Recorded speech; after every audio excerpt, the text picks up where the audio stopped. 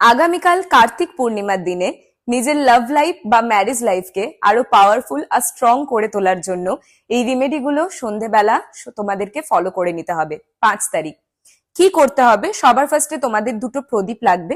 প্রদীপ দুটোকে একে অপরের দিকে মুখ করে রাখবে, একটা তোমার নামে একটা তোমার পার্টনারের নামে। এবার প্রদীপগুলোর মধ্যে কিছু গোলাপের পাপড়ি আর একটু চিনি দিয়ে দেবে, ঠিক যেইভাবে আমি দিয়েছি। দিয়ে এটাকে জ্বালিয়ে দেবে। জ্বালিয়ে ওটার সামনে বসবে এবং বিষ্ণু আর লক্ষ্মীর কাছে প্রার্থনা করবে তোমাদের রিলেশনশিপ বা ম্যারেজ লাইফ নিয়ে, যা যা প্রবলেম আছে সবকিছু নিয়ে। তারপরে সন্ধ্যেবেলা চাঁদের আলোর নিচে একটা কাঁচের গ্লাসে জল এবং কিছু গোলাপের পাপড়ি রেখে ওটাকে 1 ঘন্টা রেখে দেবে, বা তোমরা চাইলে সারা রাতও রেখে দিতে পারো। ওপরে একটা সাদা রঙের কাপড় বা একটা কাঁচের প্লেট দিয়ে ঢেকে তোমরা রেখে দিতে পারো। পরের দিন এই জলটাকে নিজেদের স্নানের জলে মিশ্রিত করে সেই জলে তোমরা কিন্তু স্নান করবে।